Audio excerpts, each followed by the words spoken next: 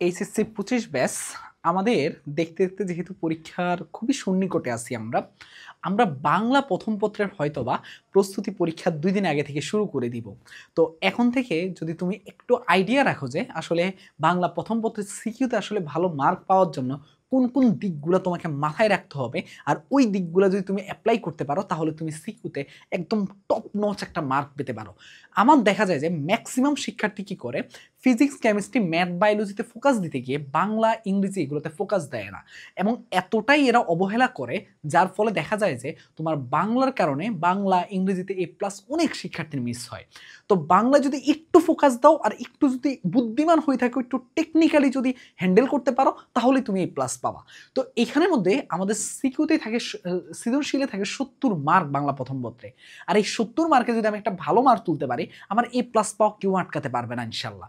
তো আমরা এটা নিয়ে কথা বলবো, মেইনলি সৃজনশীলে তুমি কিভাবে সর্বোচ্চ মার্ক পাবা সেটা হতে পারে। দেখো ভাইয়া, 70-এর মধ্যে তুমি যদি প্রত্যেকটা সৃজনশীলে 9 মার্ক করেও পাও সেটা 63-তে চলে যায়। তুমি যদি 8 মার্ক করে পাও 56 যায়। 56 আমাদের জন্য অনেক স্ট্যান্ডার্ড মার্ক, তাই না?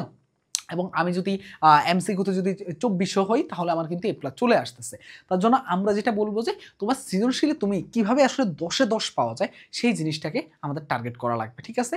চলো আমরা দেখি। প্রথমত আমাদের একটা সৃজনশীলের জন্য কয়েকটা জিনিস তোমাকে খুব ভালো মতো জানা লাগবে, ঠিক আছে? কয়েকটা জিনিস খুব ভালো মতো তোমাকে হ্যান্ডেল করা লাগবে, ঠিক আছে? এই যে সৃজনশীল এখন হ্যান্ডেল করবা কি কি আমি একটু তোমাকে একটু ভালো মতো আইডিয়া দেই। প্রথম যে জিনিসটা তোমরা মাথায় নিবে সেটা কি, সেটা হলো যে প্রত্যেকটা চ্যাপ্টারের মূল ভাব তোমাকে জানা লাগবে। তুমি যেসব চ্যাপ্টারগুলোতে সিকিউ অ্যান্সার করবে সেই চ্যাপ্টারগুলো মূল ভাব জানা লাগবে। আমরা কি করি, পরীক্ষার আগের দিন জাস্ট একটু পড়ে আমরা মনে করি যে আমরা নিজের মতো করে লিখবো, অনেক সময় আমরা ওই মূল ভাবটাও পড়ি না। এতে কি হয় জানো, এতে তুমি নিজের মতো করে মন গড়া লিখতে থাকো, কিন্তু তোমার স্যার তো খুঁজে যে বইয়ের কথা, তোমার স্যার খুঁজে যে বই থেকে তুমি মূল ভাবটা জানো কিনা, স্যার তো সেই জিনিসটা খুঁজতেছে। এখন স্যার যখন কয়েক লাইন পড়ে সেই জিনিসটা পায় না, স্যার ধরে নেই যে এই প্রশ্নের মধ্যে আলটিমেটলি কোনো উত্তর পাওয়া যায় না। তার জন্য তোমাকে কি করতে হবে, তোমাকে মূল ভাবটা জানা লাগবে এবং প্রত্যেকটা প্রশ্নে স্পেসিফিক যেইটুকু চাচ্ছে ওইটুকু উত্তরটুকু আগে দিবে, তারপরে ব্যাখ্যার দিকে যাবে। সেটা আমরা পরবর্তী স্টেপে কথা বলবো। তার মানে মূল ভাবটা জানলে তোমার খাতায় যখন মূল বইয়ের কিছু লাইন একদম সাদৃশ্যভাবে ফুটে উঠবে তখন স্যার বুঝতে পারবে যে না, এই ছেলেটার মধ্যে একটা অন্যরকম কিছু আছে, যার কারণে স্যার কিন্তু তোমার খাতাটা অন্যরকম ভাবে গুরুত্ব দিবে। দেখো, তারপরে আমি বলছি 3/4 রুলস।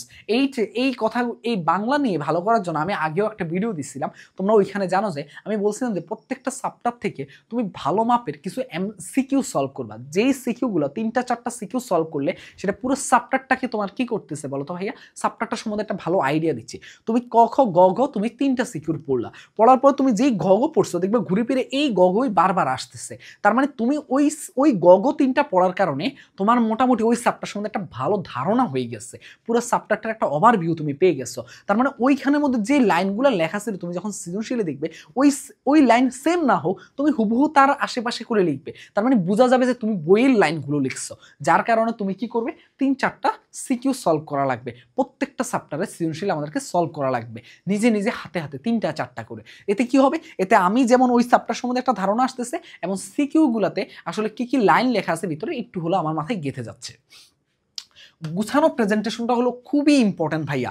এটা কেন বলছে, কারণ হলো যে তুমি ধরো অনেক পেজ করে লিখতেছো, অনেক পেজের চাইতে তুমি যদি গুছানোভাবে একদম প্রেজেন্টেশনটা যদি একদম সুন্দরভাবে থাকে, তোমার মোটামুটি খাতায় যদি মার্জিন থাকে, তুমি সুন্দর করে নীল কালি ইউজ করবে। তোমার এখানের মধ্যে কয়েকটা জিনিস মাথায় রাখতে হবে। সেটা কি, সেটা হলো যে আমাদেরকে কি বলতো, আমাদেরকে আসলে খাতার মধ্যে নীল কালি এবং কালো কালি ইউজ করতে হবে। কালো কালি তো আমরা নর্মালি ইউজ করবো, মানে এক্সট্রা করে আমাদের কি কালি, শুধুমাত্র নীল কালি আমরা ইউজ করবো। নীল কালি দিয়ে আমরা প্রথম 1 নং প্রশ্নের ক, আবার অনেক সময় আমরা কবিতার 2-3 লাইন তুলে দেই আমরা, অথবা অনেক সময় আমরা কিছু ইম্পর্টেন্ট লাইন লিখি, এটার মধ্যে সাদৃশ্য খুঁজে পাওয়া গেছে, এই লাইনগুলো আমরা নীল কালি ইউজ করবো। 1 নং প্রশ্নের খ, এগুলোতে আমরা নীল কালি ইউজ করব।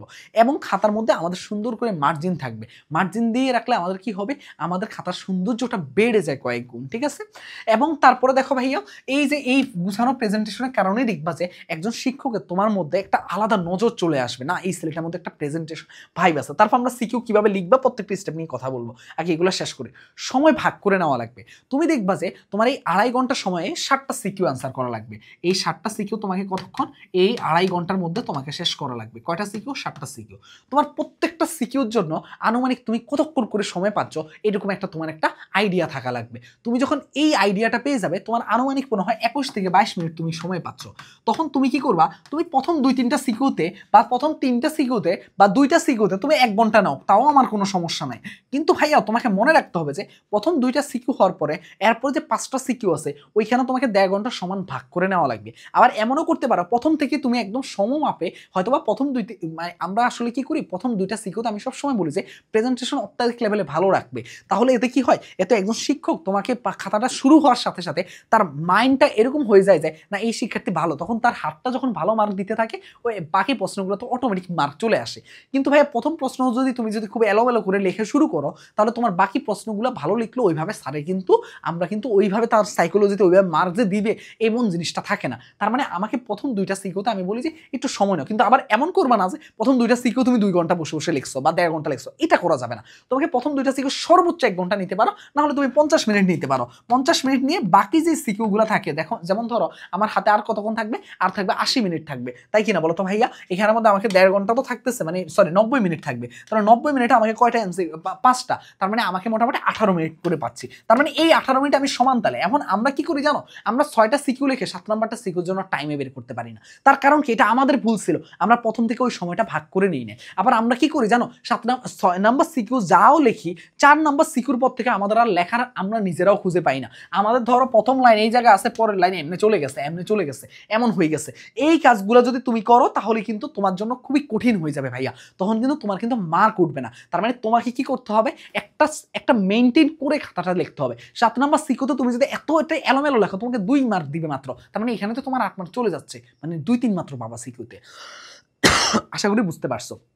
আরেকটা বিষয় হলো কি, প্র্যাকটিস করতে হবে। আর ক খ যে আমাদের 3 মার্ক থাকে, এই ক খ আমাদের ভুল করা যাবে না ভাইয়া। ক খগুলো ভালো মতো অ্যান্সার করলে স্যার বুঝে যায় না তুমি পড়াশোনা করছো। এই ক খ এর উপর অনেকটাই নির্ভর করে যায় তুমি পড়াশোনা করছো কি করো নাই। তো ক খ এর জন্য আসলে খুব বেশি প্যারা নেওয়ার দরকার নেই। তোমরা হয়তো বা জানো যে এই ক খ এর জন্য কি কি পড়া লাগবে বা কিভাবে পড়বে, আমি কিন্তু সব আগে ভিডিও দিছি। তুমি আমাদের ম্যাসনের ইউটিউব চ্যানেলে গেলে ক খ সম্বন্ধে একটা ভালো ধারণা পেয়ে যাবে, এবং তুমি এইটুকু ধারণা পাবে যে কোন কোন চ্যাপ্টারগুলো ভালো মতো পড়া উচিত, যেখান থেকে তোমাকে ভালো মার্ক তোলা যায় বা ভালো, মানে এমনভাবে তুমি আর আমরা পদ্মতে তোমরা কি কি করবা।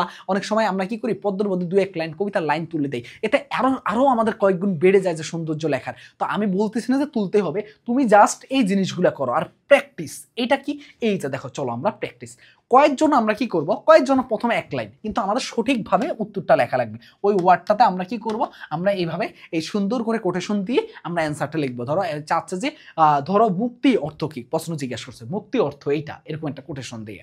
বুঝতে পারছো? খতে আসো, খতে তোমার 2টা প্যারা থাকবে।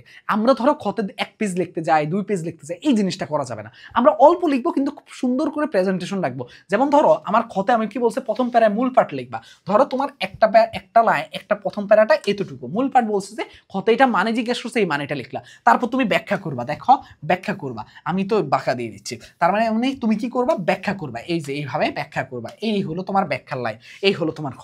দেখো কত সুন্দর করে একটা প্যারা আর একটা প্যারা, বড় প্যারা যেখানে তুমি ব্যাখ্যা করছো। ঘতে গিয়ে আমাদেরকে 3টা প্যারা লেখা লাগবে। প্রথম প্যারাতে আমরা কি সাদৃশ্য নাকি বৈসাদৃশ্য পাইছি এই জিনিসটা তুলে ধরা লাগবে। এই জিনিসটা কেন হয়েছে এইটাও তুমি সাথে সাথে তুলে দিবে। তারপরে প্যারাটা ব্যাখ্যা, কি কি সাদৃশ্য কি কি বৈসাদৃশ্য। তারপরে লাস্ট প্যারাতে এই সাদৃশ্য বৈসাদৃশ্যের লাস্টের মূল ভাবটুকু তুমি তুলে ধরবে। তার মানে কি, পুরা তোমাকে কি করতে হবে, তুমি অল্প লেখো ভাইয়া। তুমি কি করবা, প্রথম 2 পেজ এই এক পেজের মধ্যে কখ লিখবা। গ নাম্বারটা তুমি কি করবা, আমি সব সময় আমি নিজে আমার এইচএসসি পরীক্ষা, মানে নিজে আমার যখন এসএসসি পরীক্ষা এইচএসসি পরীক্ষা যে প্রস্তুতিগুলো ছিল, তুমি দেখো আমি কি করতাম, আমি এইখানে ধরো প্রথমটা এই এতটুকু আমাদের কি হয়েছে, 1 প্যারা হয়েছে। এর পরেরটা প্রশ্ন এরকম লিখতেছি লিখতেছি লিখতেছি লিখতেছি লিখতেছি, এর পরের পেজে আমি চলে যাব, আমি এর পরের পেজেও চলে যাব। পরের পেজে গিয়ে আমি বেশিক্ষণ না লিখে প্রথম 3-4 লাইন লিখবো। প্রথম 3-4 লাইন লিখে তারপর আমি সামারি করে দিব। তোমাকে দেখো, তুমি অর্ধেকের বেশিও আশা লাগেনি, মানে 1.5 পেজও আশা লাগেনি, তুমি অল্প লিখো বাট সৌন্দর্যটা যেন থাকে। তার মানে কি, তুমি এতটুকুর মধ্যে তুমি 1.5 পেজের মধ্যে ইয়াটা ক্লোজ করে ফেলবা, গোটা তুমি। তাহলে তোমার কয় পেজ হয়ে গেল, দেখো এখানে 1.5 পেজে, এখানে যদি ক্লোজ করতে পারো তুমি, তাহলে তোমার আর এখান থেকে লেখার দরকার নেই, তুমি ঘটা লিখবা এর পরের পেজ থেকে। এর পরের পেজ থেকে তুমি লিখলা, ওইখানে 4টা প্যারা সুন্দর করে দিবা। দেওয়ার পরে এইখানের মধ্যে দেখো, এইখানের মধ্যে দেখো তুমি সেকেন্ড পেজের এতটুকু অবধি আসো, কোনো সমস্যা নাই। মানে গয়ের চাইতে একটু বেশি লেখো, কাহিনীটা বুঝতে পারছো, তাহলে দেখো তোমার কিন্তু আলটিমেটলি 5 পেজের মতো সিকিউ হয়ে যাচ্ছে। এটা তোমার জন্য কিন্তু খুবই পজিটিভ দিবে যে না, স্যার বলবে যে না ছেলেটা যেমন পেজও সুন্দর করছে এবং প্রেজেন্টেশনও সুন্দর আছে, সব কিছু ছেলেটা কিন্তু পারফেক্ট, এরকম ভেবে স্যার একটা ভালো মার্ক দিবে তোমাকে। তার মানে বুঝতেই পারতেছো তুমি জাস্ট কি করবা, গয়ের জন্য তুমি মানে 1.5 পেজের মাথায় গিয়ে এতটুকু অবধি চলে আসবা, আর লেখার দরকার নেই। তারপরে আর বাকি অংশটুকু থেকে লেখা শুরু করার কোনো একটা প্রয়োজন বলে কাছে আমার কাছে মনে হয় না। তুমি এখান থেকে শুরু করতে পারো ঘতে, তাহলে তোমার জন্য খুবই সুন্দর একটা একদম ভালো একটা স্যারের মনে হবে যে না এই ছেলেটাদের। আর কিছু কিছু লাইন মাঝখানে যখন ইম্পর্টেন্ট কিছু না সেগুলোতে নীল খেলে ইউজ করবে। এই কয়েকটা জিনিস তুমি যদি মাথায় রেখে তুমি যদি এই যে এখান থেকে অ্যান্সার করো, এইভাবে সৃজনশীল অ্যান্সার করো, তুমি বাংলা সৃজনশীল সর্বোচ্চ একটা মার্ক তুলতে পারবা ভাইয়া। তো ইনশাল্লাহ ভালো থাকো, এইভাবে প্রস্তুতি নিতে থাকো। ইনশাল্লাহ তোমাদেরকে প্রত্যেকটা সাবজেক্টের আজকে হয়তো তোমরা ওয়ান শট ক্লাস একটা হয়তো বা পাবে, আর যদি আজকে না পাবো ইনশাল্লাহ আগামীকাল পেয়ে যাবে। আমার এমনি শরীরটা খারাপ দেখে আমি ওয়ান শট ক্লাসগুলো রেকর্ড করতে পারতেছি না। তো ইনশাল্লাহ দেখা হবে, সবাই ভালো থাকো, সুস্থ থাকো, আল্লাহ হাফেজ, আসসালামু আলাইকুম।